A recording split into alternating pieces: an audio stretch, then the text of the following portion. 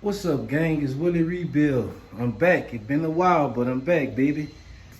And right now, what you're looking at, we got our 6.0 for the Elco back from the machine shop.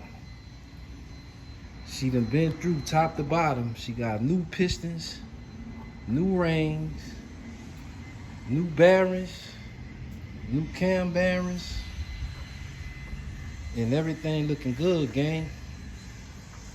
Everything looking good. I done took our Texas speed cam and slid up in there. Got the cam in there. Gotta go and get some gaskets. We gotta get some new gaskets. Cam retainer plate. We gotta get another rear main seal.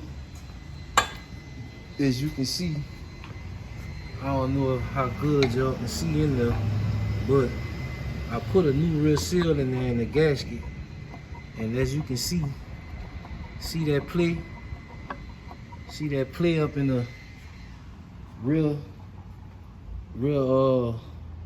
seal cover? That's because that plate is, I want to say, is off a front wheel drive 5.3, gang.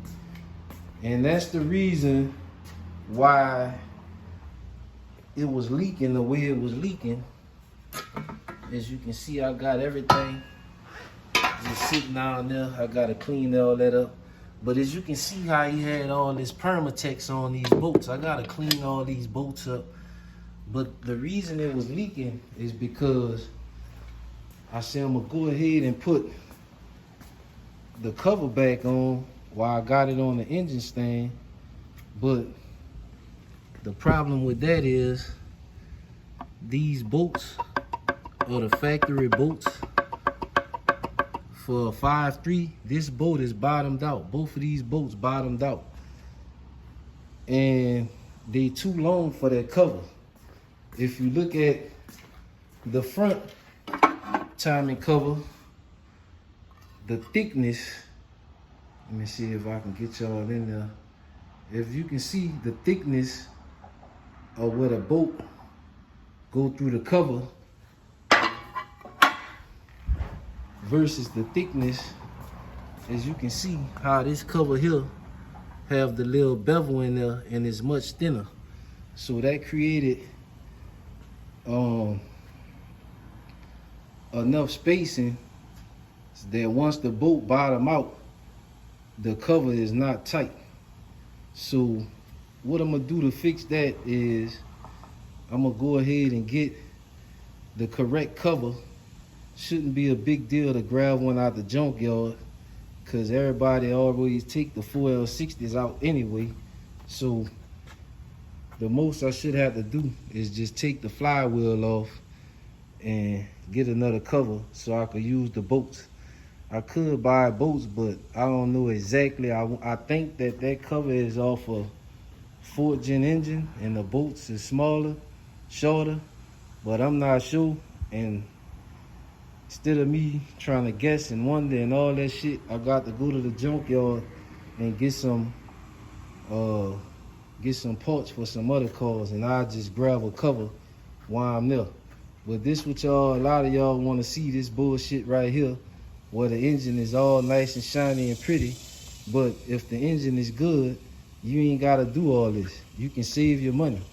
But since some people like to see this, and this engine needed to be freshened up because the rings had them worn out from it running rich right here from this $1,800 wire harness that's not tuned correctly. See, when you buy shit and you think you're spending a lot of money and it's gonna work good, sometimes that come back to bite you in the ass when you don't know what you're doing with this situation right here.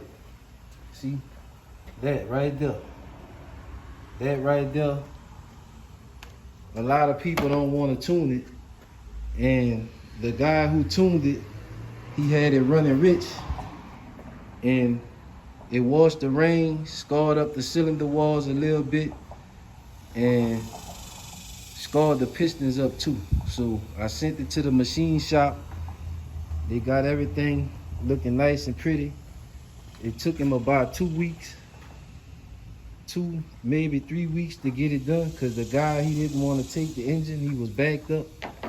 And that's why I ain't been making no videos, gang. I just been taking the opportunity to make fast money with in and out jobs versus a job like this where I got to deal with somebody else and on their time and slowing Willie Rebuild down for making money. So I went and did some other stuff. Put this on the back burner because that's all I could do until I get the engine back, is put it on the back burner. And now we back on the Elco. I'm about to go get the gaskets and stuff. In fact, I already got some of the gaskets right here this morning. As you can see, got the valve cover gaskets, got the oil pan gasket. Gotta go back and pick up the front timing cover because I had an extra one laying around. Might have another one back here. I don't know what's back here. Nah, they ain't got nothing back there. I used them on the Tahoe I just did. But now I'm gonna have to swap this rear seal out, because when I install the rear seals, I put a little Permatex around the outside just as an extra precaution, so it's not about to slide back out without damaging it. So I'm gonna have to return it and get another one. And I gotta go ahead and clean everything up, gang. Well, I ain't gotta clean nothing up because they done already cleaned the engine. I might just spray it off with a little something. Ain't really no grease, just a couple of spots where the machine shop greased the block up and surfaces up to make sure it don't get no rust on it. But I'm gonna go ahead now, take the plates off of there. Those plates right there, the ones that had the engine sitting all the way against the firewall in the G-body. Them right there, y'all see it? That's what they do. But I'm gonna go ahead and paint the engine up. I think he want me to paint it like the Chevy orange. So I'm gonna go ahead and put a couple of coats of paint on it, make it look nice and pretty. Get this back timing cover so I could go ahead on and get this thing reassembled and send it down the road. But Willie Rebuild is back, baby. Just took a little short vacation. Not really a vacation, because I really been busting my ass just doing other stuff that y'all probably don't really care to see. And I ain't got time to record it because it's 107 degrees, 104 degrees. I ain't got time to record no video. I need to get my money. The camera slowed me down. But I'm recording this for y'all to let y'all see that the 6.0 is ready. Like a lot of people want to see you do. They want to see you send him to the machine shop. So let me turn it over for y'all. There y'all go. Y'all see in there? She got all new bearings and everything in it. See there? Crank been polished. New pistons. See, that ain't no washed off pistons. See, there's new pistons in there. New rings, new bearings. You see the cam in there. I greased them up and slid them in there. See that? New wrist pins on the pistons, all that. Everything new. That's what y'all want to see. But with a rebuild, don't really do that, because the engines that I use, I know they good because I take them out of running car. So if it was running in that car without a problem, it's gonna be running in my car as well without a problem. But we ain't about to sit here and talk. We gonna get this engine. We gonna get this engine back together, like I told y'all we was.